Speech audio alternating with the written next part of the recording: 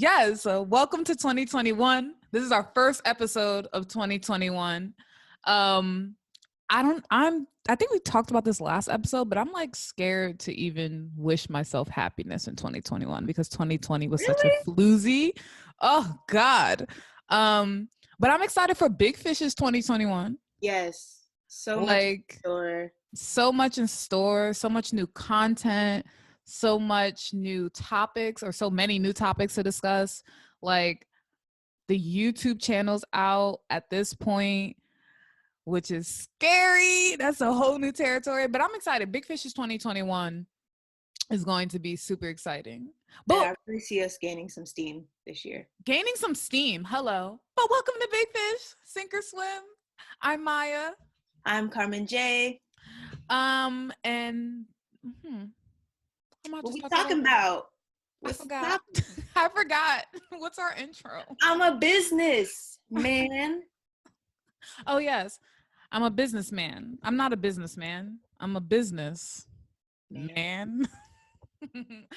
Our favorite capitalist of all time, Jay-Z. Today we're discussing career paths, what we do now, how we got to what we're doing now, where we want to go, how we're preparing to go where we want to go, things that we've learned along the way, what it's like being a Black woman in these corporate spaces, navigating our Blackness in these corporate spaces. And I thought that this was a perfect topic for 2021 because everybody's on their new year, new me, new goal, new job, new career, new vibe shit right now. Yeah. So why not start off the year with talking about some of our goals and how we're going to get there. So I'm super excited about this episode 109. I'm a businessman.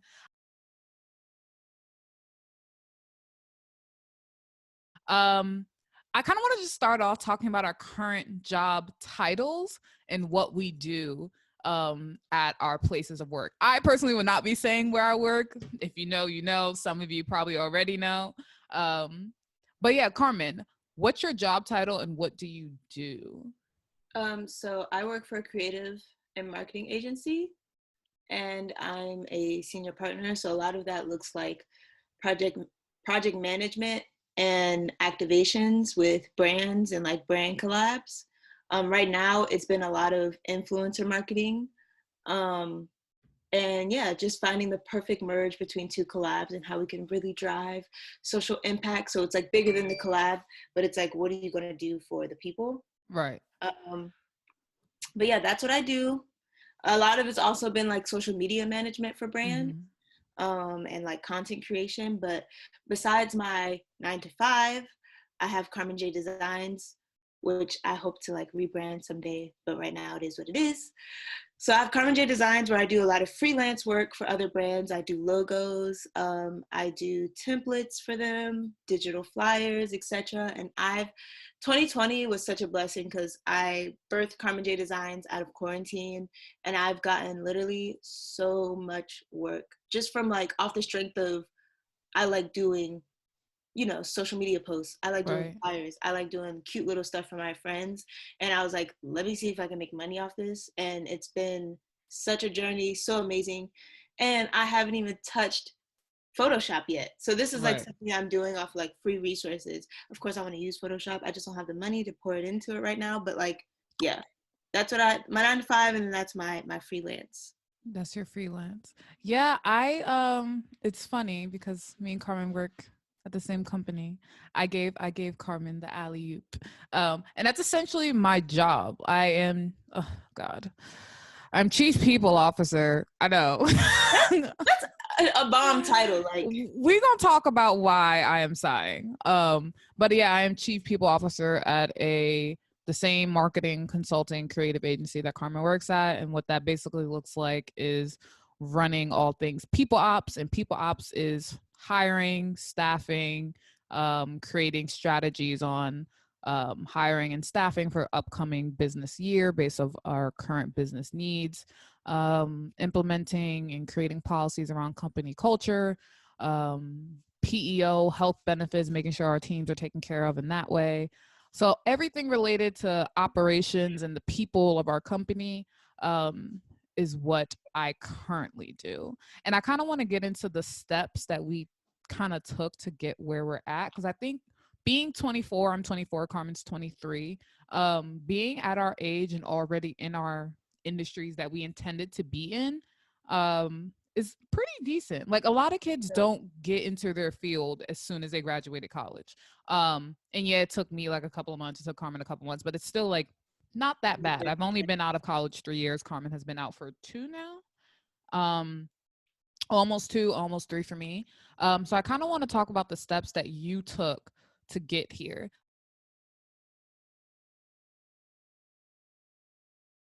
Because everybody's story is different. And I think that people can assume the steps that somebody has taken. Like not everybody has taken the same journey or taken the same course to get to where they're at. So I'm curious to hear the steps that you took to be in your field at such a young age. Yeah.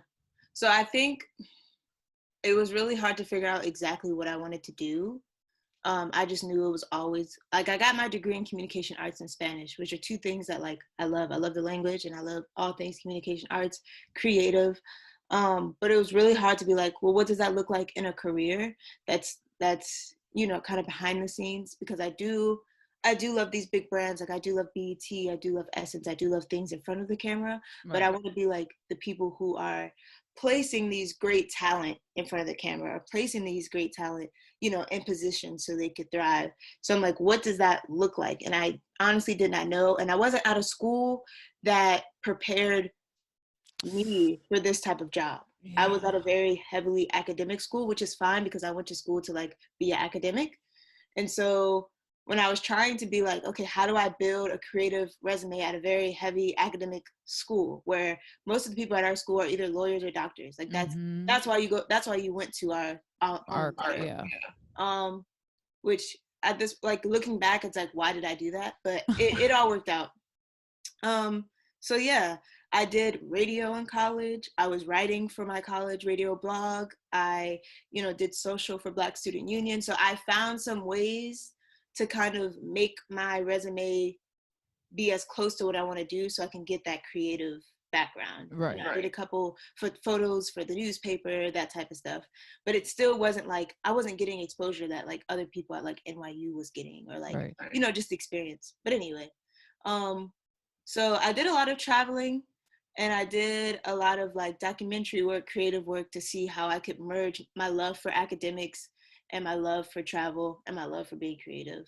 And after I graduated, I took a Fulbright grant, which is like a very scholarly thing to do. And I went to live in another country to teach English in Ecuador. So I came back from that because the pandemic hit, and there was like, you need to go. I don't know where you're going, but you got to get out of our country. Came back home and was like, well, now what do I do? Because that was supposed to buy me time. Like that was my gap year. And I had no idea what I was going to do. Now I'm at home. I'm not getting my experience that I wanted, things like that. Saw a potential opportunity through the CNYC collective. I hope I'm saying that right. CCNYC. Thank you. The CCNYC collective, something like that. Yeah.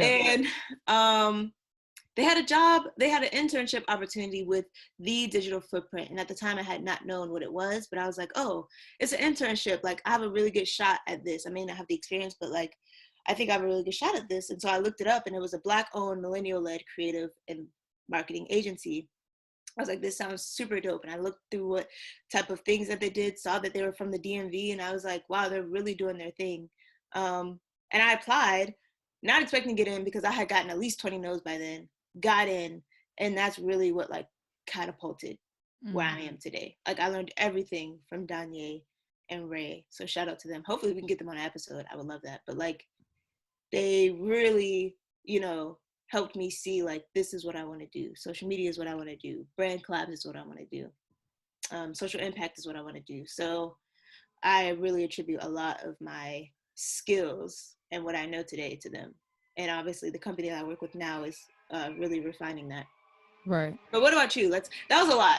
That was really a lot. But I think we have similar milestones, but definitely different journeys. So my journey is interesting because like even though I'm in the industry that I want to be in, I am not doing what I want to do at all. I do not want to be in HR. I don't have experience doing HR. I've never done HR a day in my life. And by HR, when I say HR, like I mean people operations is basically the same thing. And at first I was like hesitant to say that on the podcast, but like my bosses know what it is. Like I've said this, like this is not my end goal. This is not what I want to do. This is me getting in where I fit in at a startup. And when Right. there's a role open and there's work to be done, you do it. Right. But to Carmen's point, how did I actually get here? So I originally wanted to do, and I still kind of want to do in some way. I originally wanted to do music management. I wanted to go to school and study music management and be basically like the next freaking quality control and getting together all the hottest artists and managing them. I did not go to the school for that at all. I went to the school that I went to because they gave me the highest scholarship, and you do what you got to do.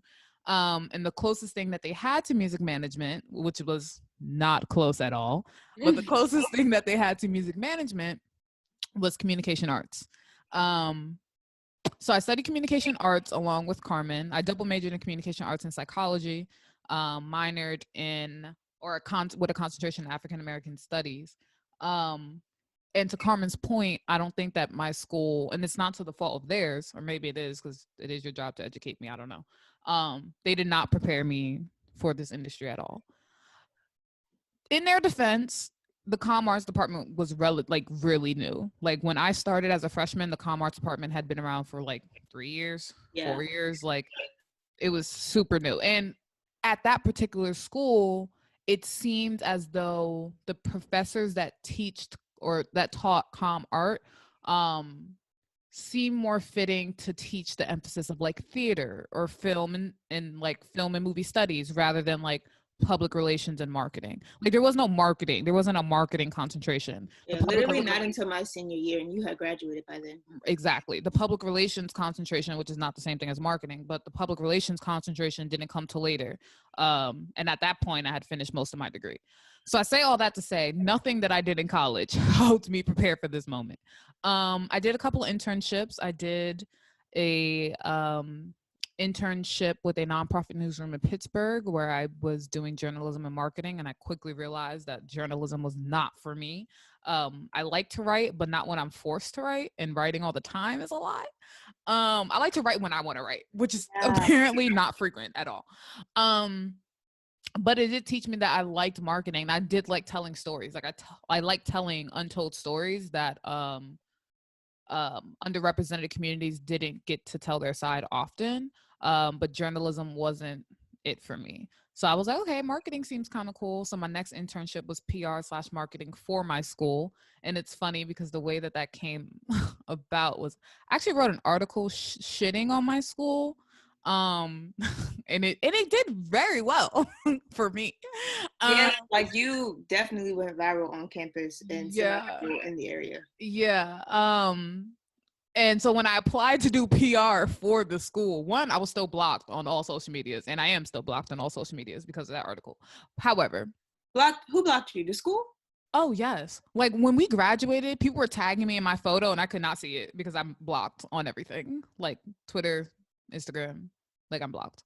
Shout out to y'all though. So one, when I applied for this job, they were like, how do we know you're not going to basically sabotage us doing this job? Which is a good question.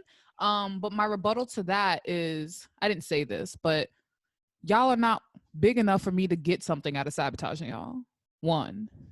But two, what I actually said was there's no better person to help you fix what you're doing wrong than the person who's telling you what you're doing wrong. Come on now. So let me help you with your PR. Let me help you with your website. Let me help you promote this school in a way that it should be promoted. So that was my last internship in college, and my first job out of college was a PR job. Because everybody's story is different. And I think that people can assume the steps that somebody has taken. Like, not everybody has taken the same journey or taken the same course to get to where they're at. So I'm curious to hear the steps that you took to be in your field at such a young age. Yeah. So I think it was really hard to figure out exactly what I wanted to do. I just knew it was always like, I got my degree in communication arts and Spanish, which are two things that like I love. I love the language and I love all things communication arts, creative. But it was really hard to be like, well, what does that look like in a career that's kind of behind the scenes? Because I do love these big brands. Like I do love BET, I do love Essence, I do love things in front of the camera, Right. but I want to be like the people who are placing these great talent in front of the camera, or placing these great talent, in position so they could thrive. So I'm like, what does that look like? And I honestly did not know. And I wasn't out of school that prepared me for this type of job. I was at a very heavily academic school, which is fine because I went to school to like be an academic. And so when I was trying to be like, okay, how do I build a creative resume at a very heavy academic school where most of the people at our school are either lawyers or doctors? Like that's why you go. That's why you went to our yeah. Which at this, like looking back, it's like, why did I do that? But it all worked out. So yeah, I did radio in college. I was writing for my college radio blog. I, did social for Black Student Union. So I found some ways to kind of make my resume be as close to what I want to do so I can get that creative background. Right. I did a couple photos for the newspaper, that type of stuff. But it still wasn't like, I wasn't getting exposure that like other people at like NYU was getting, or like, just experience. But anyway, so I did a lot of traveling, and I did a lot of like documentary work, creative work, to see how I could merge my love for academics and my love for travel and my love for being creative. And after I graduated, I took a Fulbright grant, which is like a very scholarly thing to do. And I went to live in another country to teach English in Ecuador. So I came back from that because the pandemic hit, and there was like, you need to go. I don't know where you're going, but you got to get out of our country. Came back home and was like, well, now what do I do? Because that was supposed to buy me time. Like that was my gap year. And I had no idea what I was going to do. Now I'm at home. I'm not getting my experience that I wanted, things like that. Saw a potential opportunity through the NYC, the CNYC collective. I hope I'm saying that right. CCNYC. Thank you. The CCNYC collective, something like that. Yeah. And they had an internship opportunity with the Digital Footprint. And at the time I had not known what it was, but I was like, oh, it's an internship. Like I have a really good shot at this. I may not have the experience, but like, I think I have a really good shot at this. And so I looked it up, and it was a Black-owned, millennial-led creative and marketing agency. I was like, this sounds super dope. And I looked through what type of things that they did, saw that they were from the DMV. And I was like, wow, they're really doing their thing. And I applied, not expecting to get in because I had gotten at least 20 no's by then, got in. And that's really what like catapulted where I am today. Like I learned everything from Danye and Ray. So shout out to them. Hopefully we can get them on an episode. I would love that. But like, they really, helped me see like, this is what I want to do. Social media is what I want to do. Brand collabs is what I want to do. Social impact is what I want to do. So I really attribute a lot of my skills and what I know today to them. And obviously the company that I work with now is really refining that. Right. But what about you? That was a lot. That was really a lot. But I think we have similar milestones, but definitely different journeys. So my journey is interesting because like, even though I'm in the industry that I want to be in, I am not doing what I want to do at all. I do not want to be in HR. I don't have experience doing HR. I've never done HR a day in my life. And by HR, when I say HR, like I mean people operations is basically the same thing. And at first I was like hesitant to say that on the podcast, but like my bosses know what it is. Like I've said this, like this is not my end goal. This is not what I want to do. This is me getting in where I fit in at a startup. And when there's a role open and there's work to be done, you do it. But to Carmen's point, how did I actually get here? So I originally wanted to do, and I still kind of want to do in some way. I originally wanted to do music management. I wanted to go to school and study music management and be basically like the next freaking quality control and getting together all the hottest artists and managing them. I did not go to the school for that at all. I went to the school that I went to because they gave me the highest scholarship, and you do what you got to do. And the closest thing that they had to music management, which was not close at all, but the closest thing that they had to music management was communication arts. So I studied communication arts along with Carmen. I double majored in communication arts and psychology, minored in with a concentration in African American studies. And to Carmen's point, I don't think that my school, and it's not to the fault of theirs, or maybe it is because it is your job to educate me. I don't know. They did not prepare me for this industry at all. In their defense, the comm arts department was really new. Like when I started as a freshman, the comm arts department had been around for like 3 years, 4 years. Like it was super new. And at that particular school, it seemed as though the professors that taught comm art seem more fitting to teach the emphasis of like theater or film and like film and movie studies rather than like public relations and marketing. Like there was no marketing. There wasn't a marketing concentration. Yeah, literally not until my senior year, and you had graduated by then. Exactly. The public relations concentration, which is not the same thing as marketing, but the public relations concentration didn't come till later. And at that point, I had finished most of my degree. So I say all that to say nothing that I did in college helped me prepare for this moment. I did a couple of internships. I did a internship with a nonprofit newsroom in Pittsburgh where I was doing journalism and marketing, and I quickly realized that journalism was not for me. I like to write, but not when I'm forced to write, and writing all the time is a lot. I like to write when I want to write, which is apparently not frequent at all.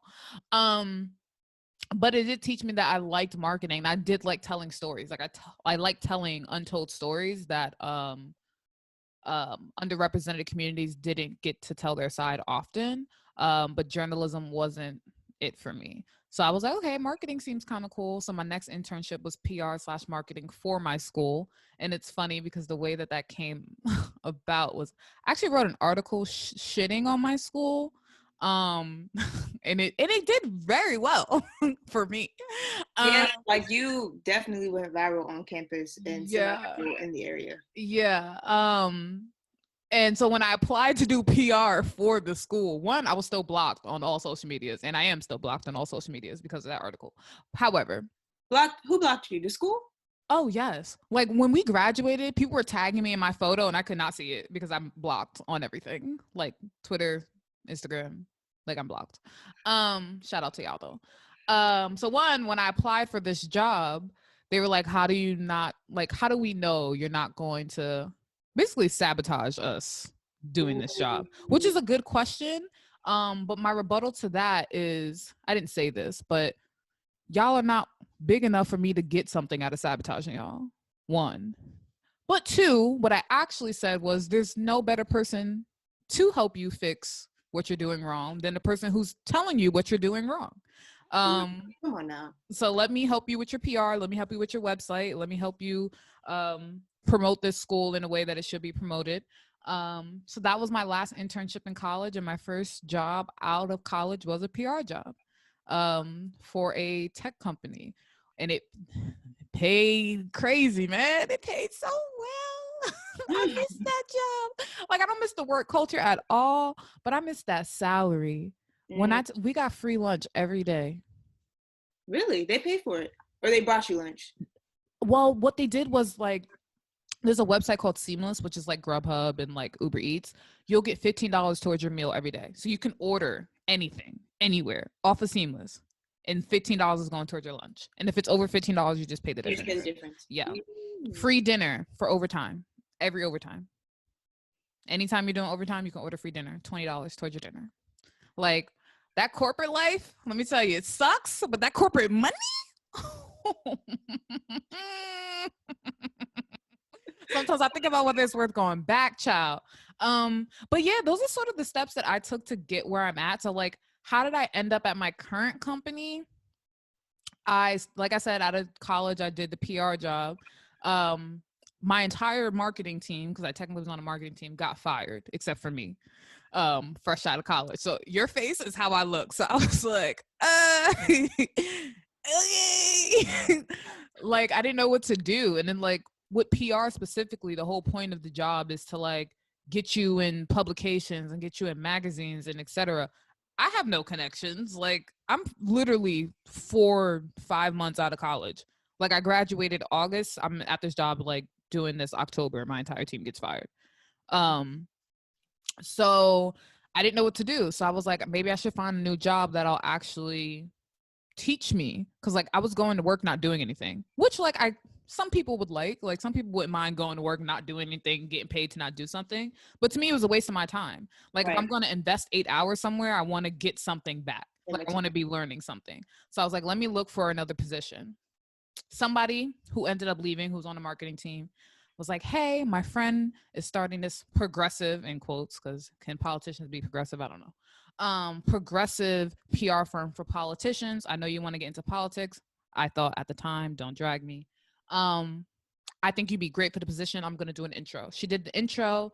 Me and the person went out to dinner. I asked all the questions that I thought one should ask on an interview, like how's work-life balance? What's the diversity like? I like enjoyed doing stuff on my own time. Like I don't want something that's going to be my entire life. Like all the questions that you think that you would ask. And she was like, oh yeah, great, cool, blase. When I tell you that was the worst job of my life. No, really though. I cried every day on the way to the train, on the C train. I'm not even making this up. I would literally cry on the train. She would be near me and I would literally start shaking. Like that's how bad this lady was. I'm not to the point where I can say her name yet. Give me 3 years and I'm airing that bitch out. Like just give me a couple of years and I got y'all. I ended up quitting before I found another job and started applying like crazy on Indeed to like random stuff because I had to pay rent, and I ended up quitting before I had another job, and I only had enough of my savings for 1 month left of bills. Yeah, I really played myself. Oh my gosh. Yeah, and I saw my current company on Indeed and I applied and I got it, and I actually started off as an office manager, and now I am chief people officer running the entire people ops department. So that's a dope journey. Yeah, it is dope. Like I try to be, and I feel like the reason I'm so open about my story, even though like some people who may not be 110% happy with their job probably won't talk about it, is because I don't think it's a bad thing. Like I don't think it's bad to be like, I like my company, I like the industry I'm in, but like what I'm doing right now is not what I want to do, but I'm good at it. But like the skills that I'm learning in this role still will be helpful to me when I get into the role that I want to get. Like there's nothing wrong with me learning how to hire people. Right. Like there's nothing wrong with me learning like how to assign people or staff people on projects. Like that's not a waste of time to me. But no, there is still a certain level of fulfillment that isn't there because I'm not doing what I want to do. Like I still want to do marketing. I still want to be on projects like helping people better promote their brand and helping Black people's stories get told through their brand. Like those are things that I really, really want to do. But you know, it's still not a bad story. Like I'm doing okay. Like, you know, I got a good title, I guess. Like I'm doing fine. It's a process though. It's like you said, like it's not like you're wasting your time. Right. And really this is like the job. Not every Black person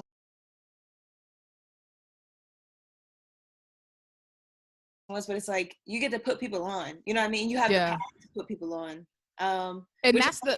And that's the part that I do like. Like I believe, and I say this all the time, I believe in nepotism for Black people. No, like, what's the new word we learned off Clubhouse? Yes, like Homietisim. Homietisim. Homietisim.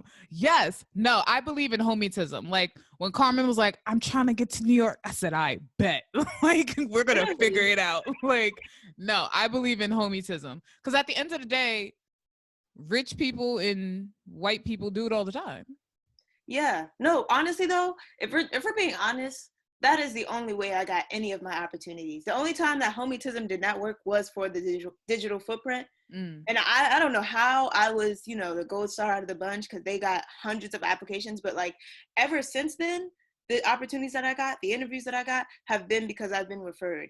Even for Carmen J Designs, all of my clients have been because either they knew me or they've been like, someone referred me to you.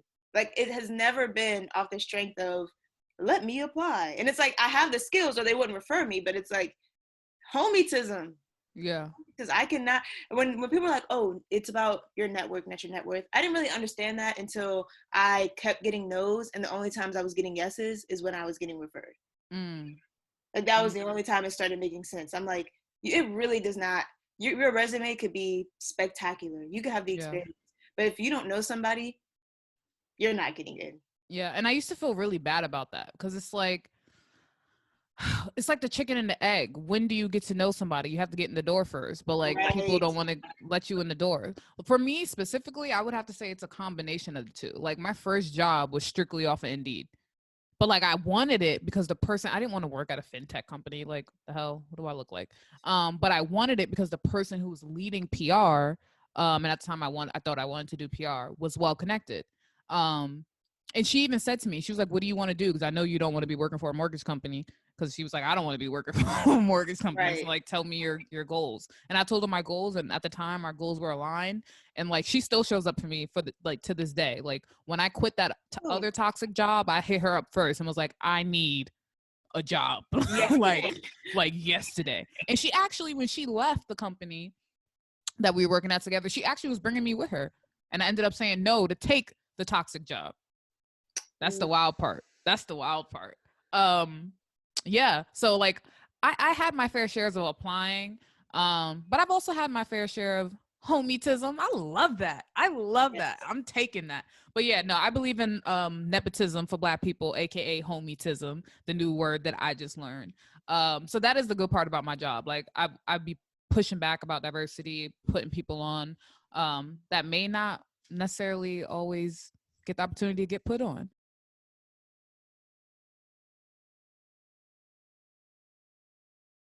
But one thing that I did want to talk about or ask is, did you always know that you wanted to be in this field? I originally wanted to be PR for the NBA or an NBA team. I remember and that's still like something I'm interested in. Obviously, I don't know why, but for some reason I really had a crazy basketball phase where I was the basketball manager, I was a statistician for my basketball team, and I've always liked the sports. I grew up with brothers, so like basketball was just what we did. Right. Some households were football, we were basketball. That is so interesting. And so I tried to set up my career that way, like, you know, but I did not go to a school where basketball was important. And so it kind of just, I lost sight of that.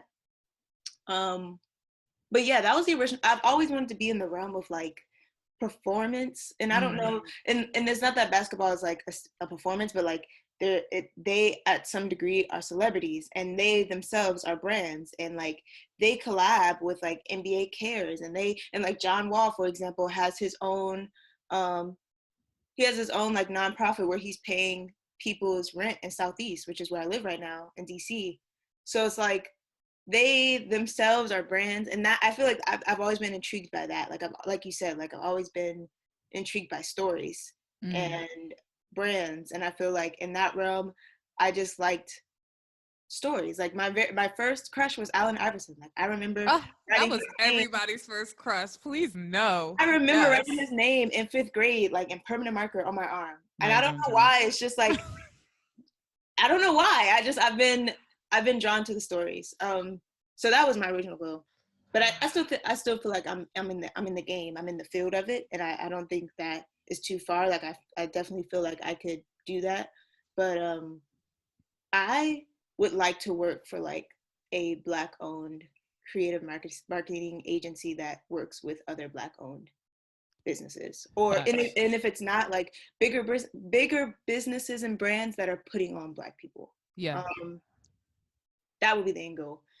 If the NBA is somewhere in there, that'd be great. But no, that is definitely my goal. Like if there was and I'm sure that it exists, like marketing companies that specifically work with clients to help better tell stories about Black folks or putting Black brands on through marketing campaigns, like that is what I need to be doing. But did I always know I'd be in this field? Honestly, no. I had my moment where I switched. Like I said, I first started in college doing comm arts, and I remember in my race and rhetoric class we watched no, we didn't watch. It wasn't out at the time. We read what is that? What is that book called? Everything in the Sun? The New Jim Crow. Oh. We read The New Jim Crow, and my mind was like blown. And I was in like, that class. yes. And I was like, oh my God, I want to do PR for a nonprofit that works on mass incarceration and freeing Black people. Like, it's very specific. And I was not gonna make any money doing that, which is fine. But that's actually how I ended up switching to PR.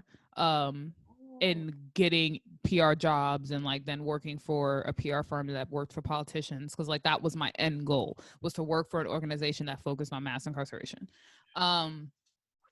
And it's so interesting because like I could have did it. Like I actually had the opportunity to do it. Like even when I was choosing between the job that my mentor was giving me and like the toxic job that I ended up choosing, the job with my mentor was also a political firm that does PR for like Al Sharpton and a bunch of other like politicians, whatever. So I did have the opportunity to do it. And I just don't think it was right for me. What I learned by doing jobs that weren't right for me is that like I don't need to be in those spaces. Like PR was toxic, and like talking down on people is corporate culture, and I wasn't I wasn't with it. And it's so funny because like at my first job I was the youngest person there, and they would tell me how naive I was because I would tell them like y'all not gonna talking to me any type of way because you got 3 years of experience on me. Yeah. And they were basically like, well, you gonna learn because like that's how it is. And I was like, no, y'all gonna learn because I will drag y'all. Like, no. And it's so funny because like I used to think I was the only person that thought that way, but at my current job, I'm realizing there's a whole generation of people, which is our generation, Gen Z, that think this way. Like that don't believe in the typical corporate taboos and the typical corporate structure. So that's sort of like how I got into the field that I'm in now. I guess I didn't always know that I'd be here, but I'm curious to hear from you, Carmen. Like, how has your past experiences, whether it's actual internships, whether it's been experience with clients or like with courses, prepared you for this moment now? So as far as like school goes, I think I'm a very good communicator.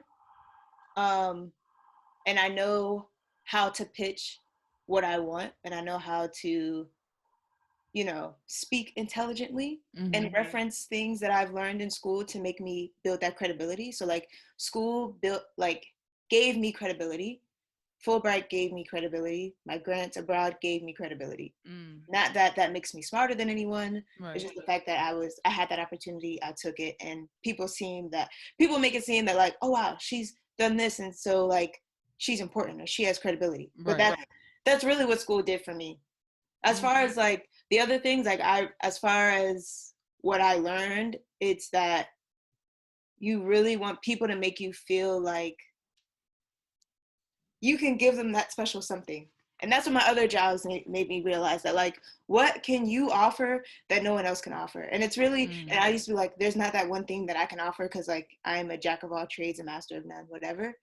But for my last internship, I learned that like, you really do want to find something that you're naturally good at. So like for you, if it's people's officer, if you're really good at project management, it may not be what you want to do, but it's going to get you through the door. And once you get through the door, you can take off and do something else and say like, okay, I showed you what I'm naturally good at, but let me show you what I want to do and that passion behind it and how that's going to make you get your return on investment 100-fold. Right. So when I was doing like Carmen J designs, I naturally liked collages. I used to do that for my friends' home pages for free.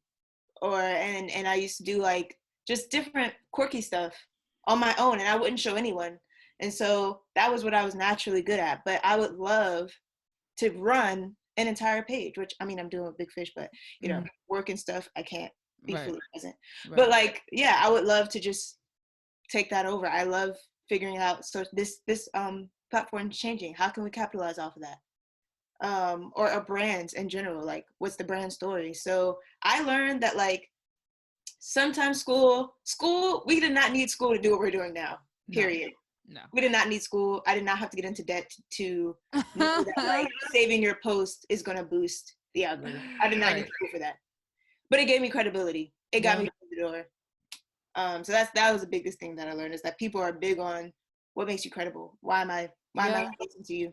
And to your point about doing what you're good at versus what you want to do, that's sort of how I got into this position. Like the way I got into HR was that I was originally office manager and I wasn't making what I needed to make to live in New York. I took a major pay cut going from PR associate and working in politics to being an office manager for a startup.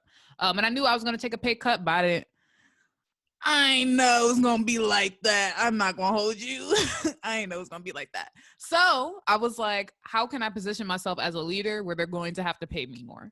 And I was like, what vertical of this company doesn't have a leader, doesn't have a person overseeing it? And I was like, HR. And I was like, well, I never did this before, but they've never did it before either. So they don't have anything to lose and I don't.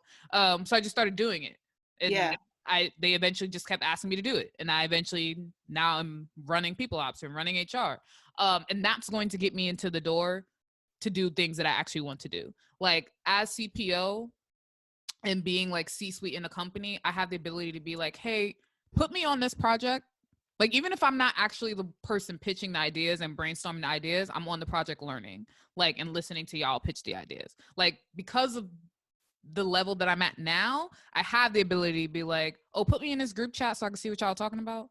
Like, I just want to see. Like, I have the agency to do that. It doesn't mean that they'll always go with my ideas. And it doesn't mean that I always have the time to do this, because that's not necessarily part of my job description. Like, my job is people ops and not working on projects. But that allows me the agency and opportunity to get in spaces and get introduced to dope folks. Like, I ran an entire, I can't say who it was, but I ran an entire project with a major client. And I'm not a project person, like at my company. Like, I don't do marketing, I don't do consulting. And now the client messes with me. They were like, when you need a job, let me know. And my boss was like, calm down. calm down. she's happy where she's at. So yeah, it definitely allows me the opportunity to like learn more when I am ready to make the transition into what I actually want to do. But what I think my past experiences has prepared me for this current role that I'm in. I wouldn't even say that it's specific internships, because again, I've never done HR before. It's how I was treated at my last companies has prepared me for how I want to treat people as CPO at my current company. My companies were really trash, bro. And it's the little stuff that goes along, even the hiring process that all companies typically have is just not welcoming. Like, it's the little stuff that goes a long way. Like, when I would apply for jobs and never hear back, just send a mass rejection email. Like, just let me know that I didn't get it. Facts. Like, little stuff like that I remember and I make sure that I do. Or even when there have been times that I've actually interviewed places and never heard back. Just tell me no. Like, yeah, I didn't know that. I didn't know if you got that far, they still don't contact you. Ma'am, I mean, they should, but there have been times where like I have been to an interview. One, they didn't even know I was coming. That has happened. Wait, who are you again? Okay. So I'm not memorable. I probably am not going to get this position. Like, and there have been like, what? And then there have been times where like they just dead ass you've been rejected. Like, no, like little stuff like that I remember, and I remember how frustrating it is, because looking for a job is a job and people forget that. Or even minor stuff like people are quick to write off cover letters that are one size fits all. I get why people want like a cover letter specific to the role that in the company that you're applying for, but who got time for that? When you need a job like yesterday and you're applying to 100 jobs at a time, who got time to create 100 new cover letters? Right. And honestly, I'm not reading them. Like, I'm not reading them. This is such great insight.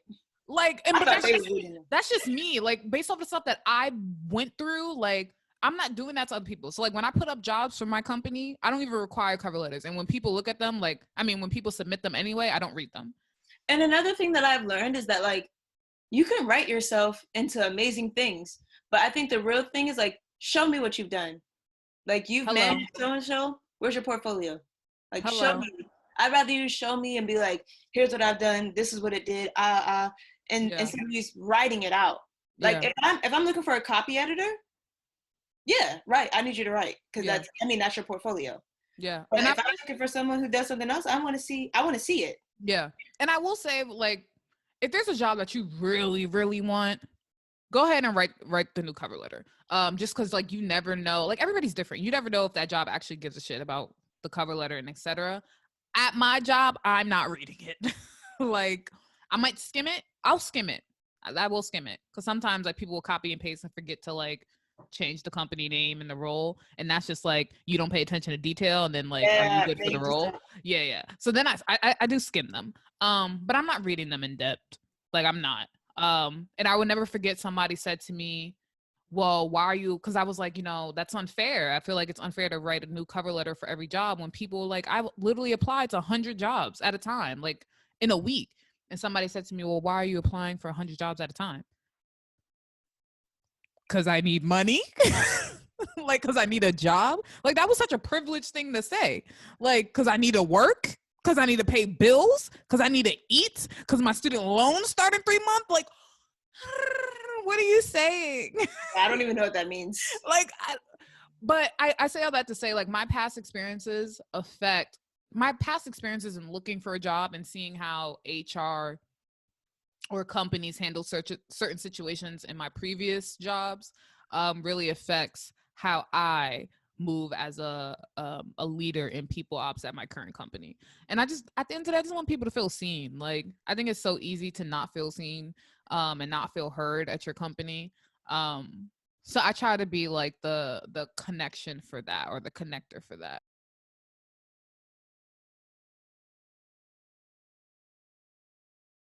But one thing that I'm excited to talk about and dive into a little more, because I think it's important to talk about as a Black woman talking about career paths and navigating these spaces, is what it's been like as Black women to navigate corporate spaces. I think that me and Carmen have different experiences of like what corporate means, and like our corporate experiences are different. But I do think that it's super important to touch on. So I've never had a job. Like my first job where like I got a paycheck in the mail was New York and Company, and I quit after the first shift. Like the clothes store? Yes. Oh. That was my very first job, and that was, I think I was 18. But that was my very first, like, I needed to clock in and like clock out. Right. So I have not been in like the corporate space. And even now, like, I'm still technically a freelancer, even for the agency that I work for.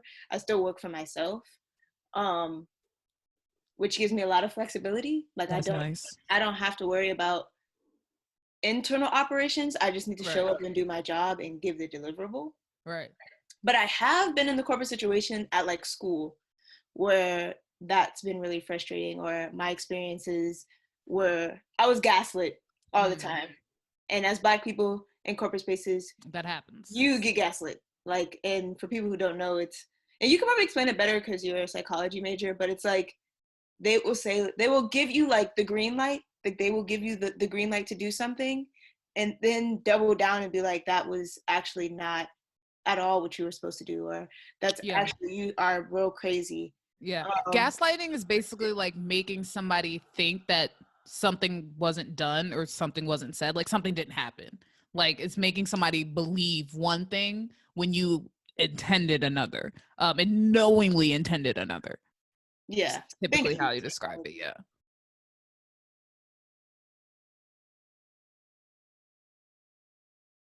Is it important in the interview to be like, why is this position open in the first place? Or what happened to the person that left this position, like in the interview? Hell yeah. Hell yeah. Hell yeah. Nobody has ever asked me that, and I've never asked that. But absolutely. ask that and ask them what their communication style is, what their management style is, like work-life balance, if that's important to you. Like, how many hours a week do you expect for me to work at this job, including overtime? Like, because that's a good indicator. If they're like 80 skirt, if they're like 50 a week, that's not terrible. That's like 2 extra hours a day, but you determine what's terrible for you. Like, that's a super important question. And I've never even thought to bring it up ever. But that's like just part of the experience. Like, the more you do interviews, the more you have terrible experiences or good experiences, you know what to ask. But that's a conversation and a question that's super telling, because she would have had to explain why 2 people left in 3 months. If you would have asked that. Yes. Or if the third person would have asked, because that person that met up with me left. So if the third person would have asked, what is your answer as to why 2 people left in 3 months? Because it's not us. You didn't fire us. I left after 2 weeks. I don't play that. I left. I was gone. I was like, nope. I made up some lie. I don't even know if I can say this. Maybe she sued me, but it's not even that much money. I made up some lie to get paid leave. So I got paid to leave and not work for 2 weeks. And on those 2 weeks, I job searched. That's what I did. So yeah, I think that's an important question to ask. And that's actually a good question also. Just like, what are good interview questions to ask? But I think that's just something that like is determined by what you're looking for in a job. Like, when I interviewed for the current company that I work at, I was very specific and honest about my past experiences and what I was looking for in a new employer. Like, I was honest about the fact that, like, I give a shit about my mental health. What are your mental health day policies? Like, I give a shit about work-life balance. And I also was just super honest in interview. They were like, because they saw based on my resume that I had a lot of marketing experience. They were like, there's not a marketing position. And I was like, yeah, I know. I'm trying to start over. Like, I'm trying to start over. Like, I don't know what I want to do anymore. Yeah. And I need to do. And I think that's okay for people that, like, that's okay. Yeah. So kind of going off of that,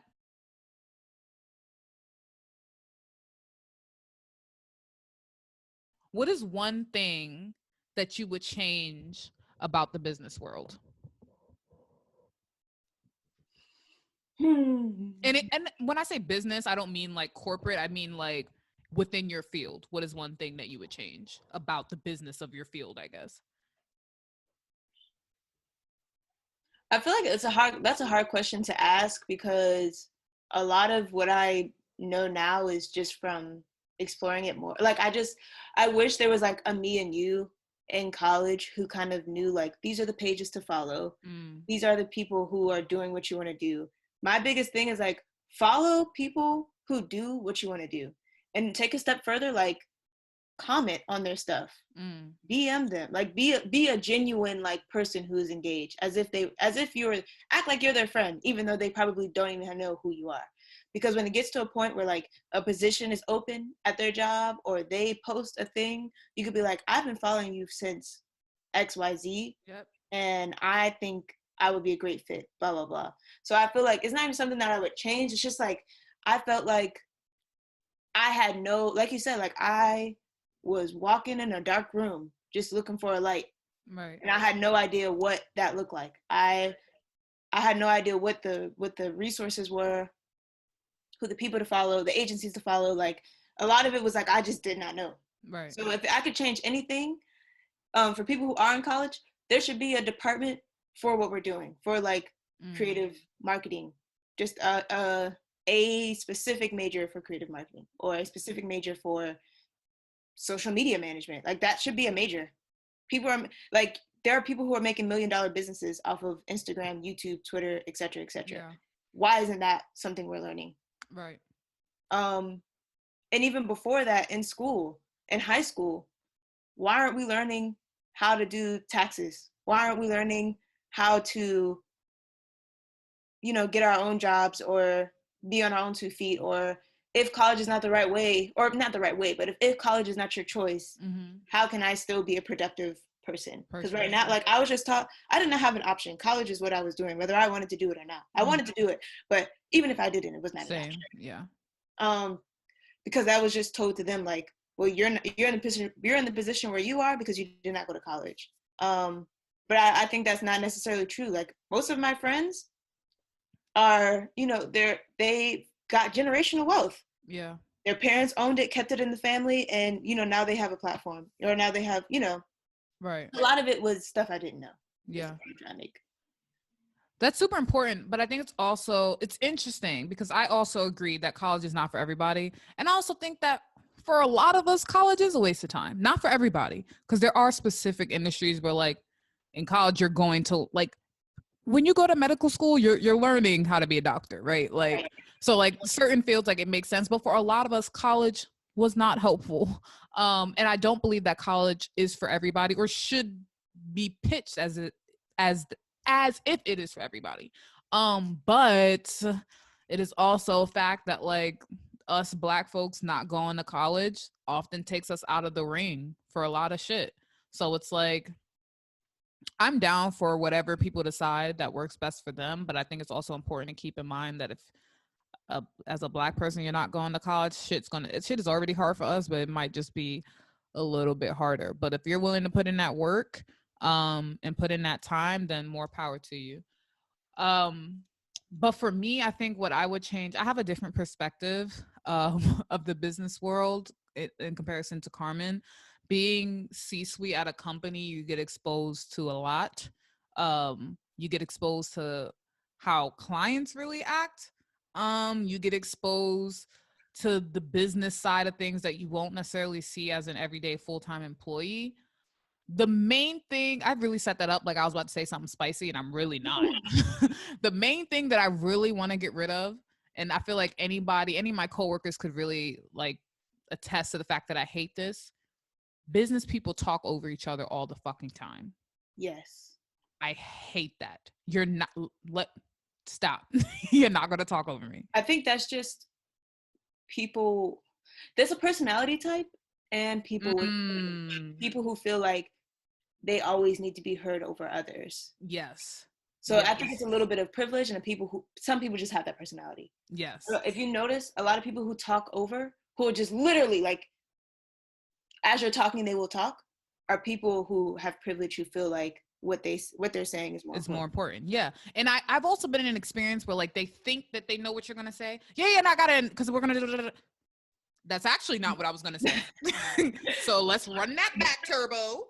And let me finish what I had to say. Too much dip on your chip.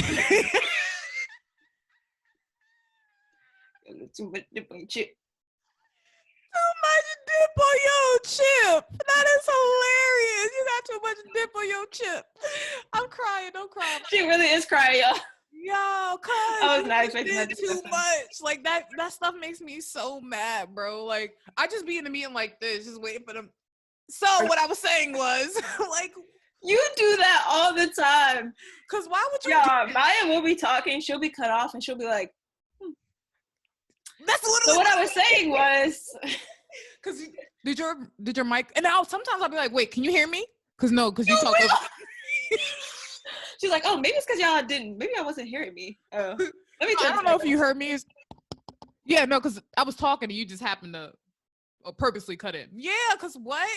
That's my favorite.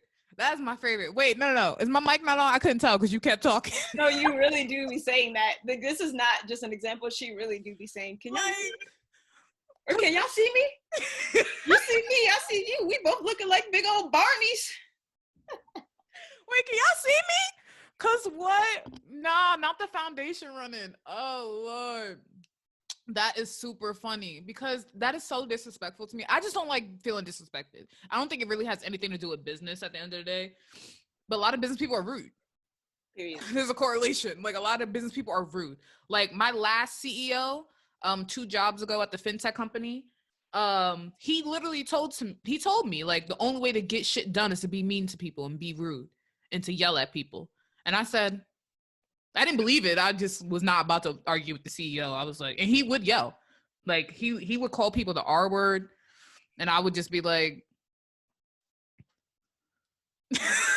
ew. Like call employees that. Like, what are you? R word? And I'm just like, all right. And HR would just be like, Yeah, he's a CEO. What do you want to do? Dead ass. Like at my during my exit interview, I was like, look, like this culture is toxic. Like the way that people get treated here, people like talking down on employees, calling the R word. And she was like, who said that? And I was like, the CEO. And she was like, yeah, we can talk to him about it, but like, he is the CEO. What are you gonna do? Direct quote. Like, so what I would change about the business world is just more respect. Like this Also build your own. Like I mean, maybe I'm not the person to like, let's build our own. Right. I feel like that would take a lot of my bandwidth and I'd really Yeah. step out on faith. But like, I would definitely support someone who has a vision and help them bring that vision to life if I'm aligned on that. You know what I mean? Like, we just got to build our own. Yeah. And like Carmen said, some people, like, I don't know if I want to build my own. I don't know if I want to. I was just talking about this with my roommate. I can see myself being happy being contracted for life. Like if I ended up becoming somebody that was like really wanted on marketing campaigns, like, oh, we need Maya to do this, and just being contracted on projects that I love for life. Yeah. Like that is ideal. Like what I'm doing now, I work for myself. Like it doesn't get better than that. As much as I would love full-time employment and benefits and stability on that level. As much as I would love stability, I love making my own schedule. I love working on my own time. I love having my own vision, because when you're a contractor, they want your vision. They're hiring you to do what you do. Yeah. And right now, like as a it's so interesting because it's like full-time versus contracted, like me being full-time and Carmen being contracted. But what's so interesting is like Carmen's fulfilling her vision and being contracted to do that, whereas like I am working the 9 to 5 to fulfill somebody else's vision. Like, and that's not like a shot at my company. That's literally how working full-time works. Yeah, like when you work for somebody, you're working to fulfill their vision. Sometimes you may be aligned on their vision, which is still dope, but there may be instances where like you don't like how they're going about like fulfilling the vision.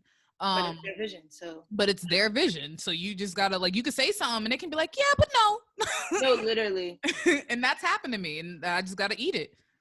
You just gotta eat it, because what am I gonna do? I ain't gonna leave. They know, where am I gonna go? Where is she gonna stay, Lewis?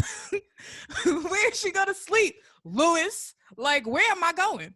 Like, I'm staying there. They know this. I'm not going nowhere. So yeah, this is actually it's an interesting episode because I didn't even think of that now. Like, we're coming from two different perspectives. Yeah.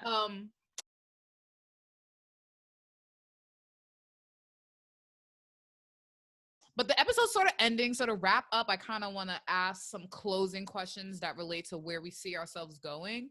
But one question that I want to ask, because my friend Devin brought this up to me, that she has like a 5-year plan, or that like in her field, that is often the question. Like, what is your 5-year plan? Do you have a 5-year plan?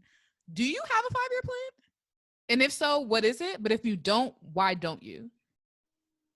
It's hard. Okay, this year has taught me it's hard to plan. Because life just does not go according to plan. I would like in 5 years, I think we have similar visions, but I would like in 5 years to be working with a creative marketing agency where I'm doing Black stuff for Black people, doing Black stuff. Blackity black, black. Blackity black, black, black. And I would love to do this on a larger scale with Black people. And I do work with Black people, so I'm not about to sit here and be like, I'm with No, but there's a difference between working with Black people and working on something that's Black owned. Like, that's just a fact. Yes, that too. Or Black brand. Yes. Like, there's a difference. There's a difference. Right. Yeah. So there's no shade in that. There's a major difference. And it's also hard to think of a 5-year plan because somewhere in there, I'm getting married and starting my own life aside from. Oh? Well, I mean, yeah, I just figured that's like what's gonna happen. But from me, like from what I know now, in 5 years, I will be married. That's just, I thought we talked about this. That just seems so soon. I'm down for it.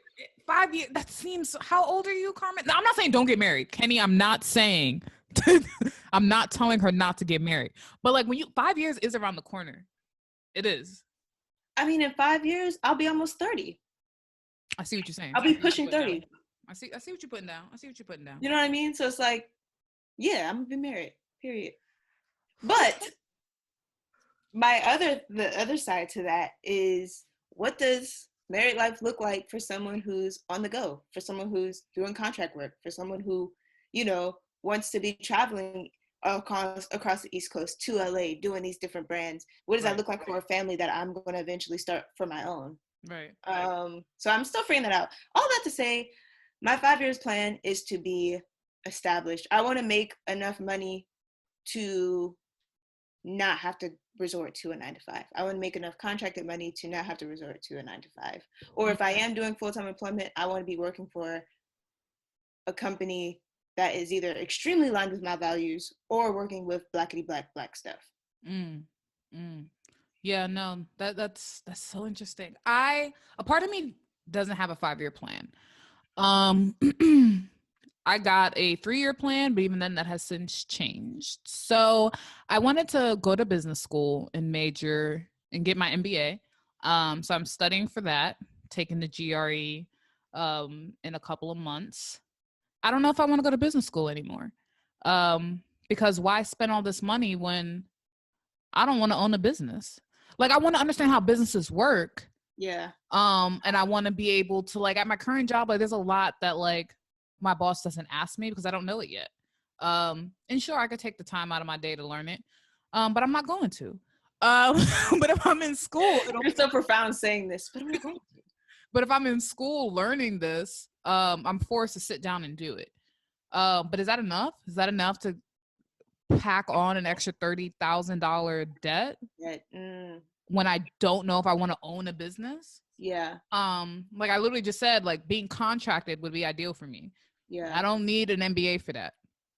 So I'm you start your own LLC. Like, you are a business, you know what I mean? Yeah. Oh yes. I forgot. I've never said that out loud, that I am part owner of the company that I work at. So there's that. I've never told anybody because it's just, I don't know if that's what I want to do. Owner is part your vision.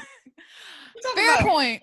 But even then, I feel like to an extent, like, is it like being part owner means that I'm on the board, and that the CEO reports to the board and I'm on the board.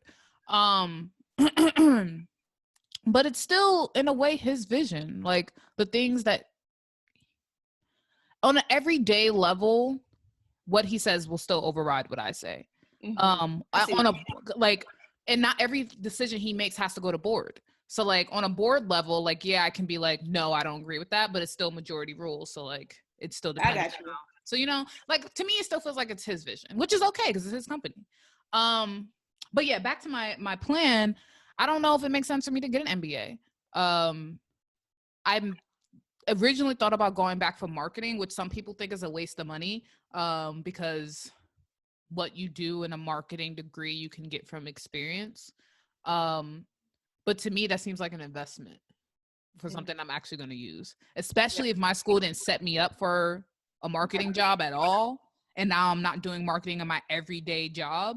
I feel that. To me, it's just an investment. So now I'm leaning back towards go ahead. Would that look like a master's, or would that just look like classes? Yeah, it would look like a master's. Or I could even do, and I thought about doing a dual MBA MS program. Because with an MBA, that's just the money. Like, having an MBA on your resume means you can ask for more money. But I'm in a good position where, like, I don't really need to ask for more money right now. Like, especially with my career trajectory, like, I'm expecting more money relatively soon. So it's like, again, do I need to waste that money? So my 3-year plan looks like potentially getting a master's in marketing. After that, I would love to actually be doing marketing then, like taking a step back from projects. Yeah, and being on more projects, and like potentially being not in New York. I don't know what's his face is gonna say about that. We had that discussion about me not being in New York and him being here, but yeah, like I'm not married.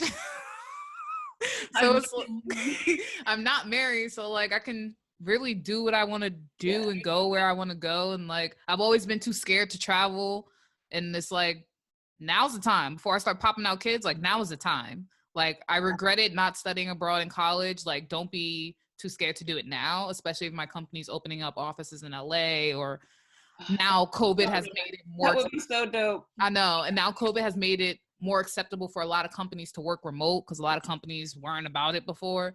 So like, yeah, I don't have a 5-year plan, and not because I don't think that it's for any specific reason. It's just because I don't know, and like I'm fine with not knowing right now. Like, yeah. I'm only 24. Like, I make decent money. I'm surviving. So like, there's no rush. I definitely don't want to wait too long, but you know, I don't think that there's a rush. Yeah. But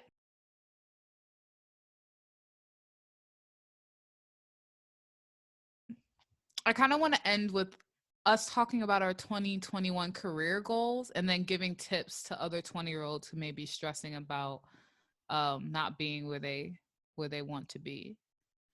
What should we start off with? I'm not sure if I have 2020. I mean, you want me to start off with mine? Yeah, mine's you start. You start. My 2021 career goal is honestly to be in a different tax bracket. I'm not saying that as a capitalist. I just said that as a cool way to say. Clarify. Yeah, I just said that as a cool way to say I need more money. I've been making the same amount that I've made since college. Since graduating college, that's 3 years. And startup culture is different. Like startup culture, you don't get a raise every year. Like those are big corporate companies that have investors that have the ability to give you a bonus, a raise every year. Like startup culture is a little different, especially if it's an early startup. So I would just like to, you know, make more money. And I would like to have started my journey to better my marketing skills.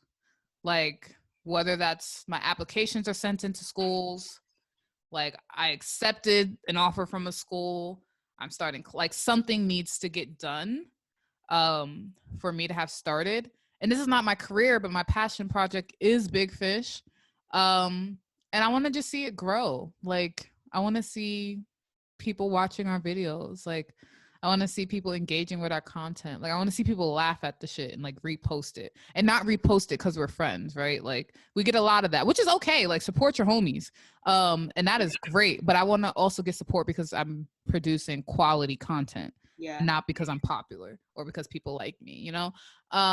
So yeah, those are my 2021. I'm glad you brought up Big Fish. Yeah. Because I feel like right now I really am doing what I want to do. Again, I just, you know, client work is client work. So whoever comes my way, like I, you know, depending on if they're problematic or not, I'm going to take one. I just say to say Black people, because I know sometimes working with non-Black people could just be frustrating. And I feel like we had an episode on that. But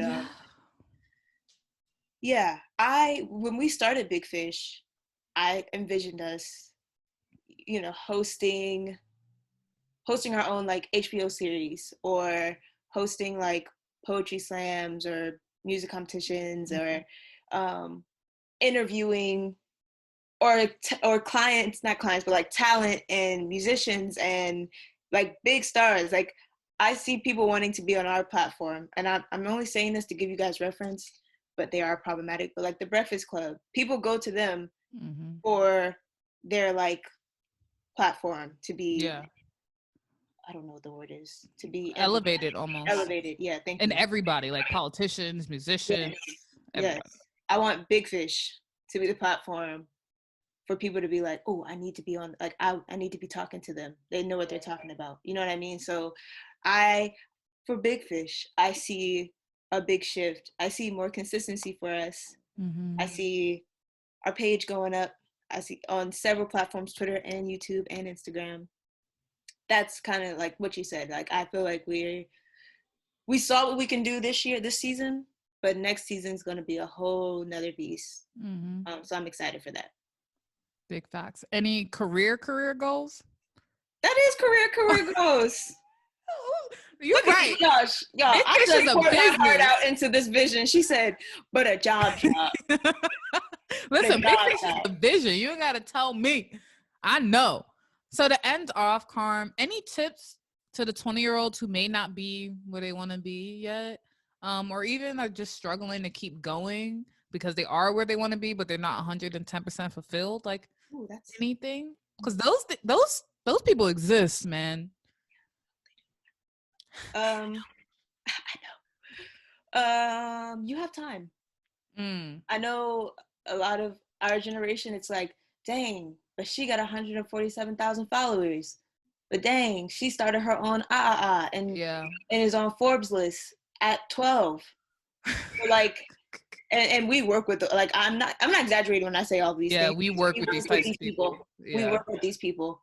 And so it feels a lot like, wow, what am I doing with my life? It's a lot of questioning, like, what have I been doing?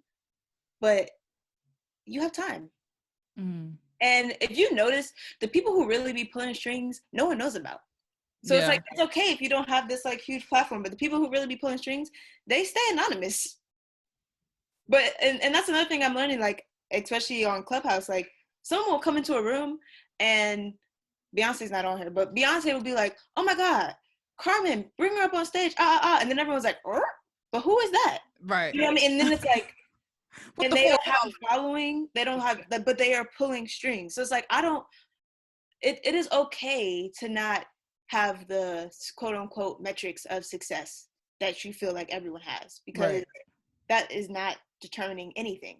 That means nothing. Like, people feel like that's important, and it's really not. People are making moves that are not even on Instagram, y'all. Are not even on Twitter. Like, that's the thing. Like, that is really all, and even that is fake. Like, it's all in your head. But you have time. You know, 20s, you definitely have your time. Like, it's not, and I know I said in 5 years I'm gonna be married, but y'all never know. I'll be 5 years and still no ring on my finger. So I'm just, you know, my vision. But like in 2020, we all knew that, like, plans change. Like, things don't go as expected. So you got time. For me, what I would say is it's okay to start over. Myself, I was worried about the fact that I was in my field that I wanted to be in and I didn't like it, and that I had to start over. And when I was starting over, I was 23 and I was freaking out. Like, and this kind of speaks to Carmen's point that I have enough time to start over. Like, I'm not 45 starting over with kids that I need to take care of, and a mortgage to pay. Like, I was 23. Even if you are 45, Oprah start over. Start until 40. Start over. But I think there's a level of stress when you have people to care for, when starting over. So I didn't. And that's not to say it wasn't stressful, like trying to find a job when I had to pay rent. Like, that's stressful, but I had time to bounce back. Like, that is so young. Like, I was literally out of college for less than a year. Like, and I was like freaking out about the fact that I had to start over. It's okay to start over. Even my roommate wants to start over, and she's been at her job for 3 years and has never liked it. And she's like so unhappy, and I'm like, start over. Do something else. Even life is a game, y'all. It's not no. Yeah, like, I could get hit by a car tomorrow. I hope not, but I could, and I really don't want to live with the fact that, like, I didn't do what I was supposed to do to make me happy. Like, and I know that sounds corny. Say that again. No, but say that again. But like, it's true. Like, I could die tomorrow and be okay with how I moved in corporate spaces and how I stood up for myself and other people in business spaces. Like, I'd be happy with that. I never thought about it like that till right now, but I would. Doesn't mean I'm where I would like want to be right now. That's not what I'm saying. But like, I'd be okay. Like, I'm trying. Yeah. I'm trying. Like, even when I got this title that I got and it's not what I want to do, like, I even spoke up about that. I was like, look, I appreciate that this is a big title, and like, now I'm like a top C-suite person at this company, but I'm gonna be honest, I feel like I'm getting a little pigeonholed here. This is not what I want to do. I want to be clear, but like, I'm fine doing the work because I understand this is a startup. You get in where you fit in. If there's work that needs to be done, you do it. I'm happy to do it, but I want to make sure we're all aligned about the fact that it's not what I want to do. Yeah. And that when this company grows, I want to transition out of this to do what I actually want to do within the company. So like, I can live with the fact that I'm advocating for myself on workspaces. Yeah. So my advice to 20-year-olds is like, it's okay to start over. It is okay to not know what you want to do, because for a minute I didn't know, and I was questioning myself because I had bosses that made me feel like crap, and it made me feel like my work wasn't quality, when it really was. Yeah, like that. It's okay to not know what you like. It's okay to not know. Not knowing is not bad. Yeah. And I feel like we live in a society where everybody's like flaunting what they're doing next and etc., which is fine. But it's okay to not do that because you don't know. And like, there's a lot of people that don't know. And there's a lot of people that posted that one flaw and you haven't seen another post in months because something's going wrong. That's what I'm telling you. It's all fake. Like, yeah. It's all performative. Yeah. Yeah. And that's what social media is anyway. Like, I perform. Hello. We all do. Yeah, you haven't seen me post in a month because I don't feel like performing right now. Like, I don't feel like putting on a face. I don't feel like trying to find the outfit that I didn't go nowhere in because we're in the pandemic. Like, I put on the outfit to take the photo. Like, I'm tired. We all perform. That's okay. I am. Like, I'm so tired, bro. Like, I'm performing right now. I didn't wake up like this. No, literally. Y'all should have saw me. Yeah. No, literally. Like, come on now. But yeah, that's my advice. 2021 is going to be a better year, no doubt. We have to keep the positivity, because we cannot have another 2020. I refuse to have. We will not. Not on my watch. We'll be having another 2020. I got that from Iyanla Vanza, and she's so funny. But yeah, 2021 is going to be great. I'm excited to see what Big Fish has in store. We have a lot of new things happening, and I'm excited for y'all to see it. Yeah, 2021 is going to be our year. I've never said that before, but I feel it. I feel like it's true this time. But thank y'all for tuning in. Make sure that you subscribe to our YouTube channel. That is so wild to say. Subscribe to our YouTube channel. Hit the ding button so you get a notification that some new shit done dropped. That's what that do, right? The little yes, bell? Yes. Look at me. Follow us on Instagram. Be sure to review us on Apple. Yes. On Google Pods, or wherever you listen to your podcast. Yes. Follow us at Big Fish Pod on IG and Twitter. Follow me at Maia Macchiato on IG. You can follow me at Carmen J. Carroll on all platforms, actually. Yeah, I'm not. Don't look for my Twitter. But super excited to have y'all tune in with us again. And we'll see y'all in the next episode. Mwah.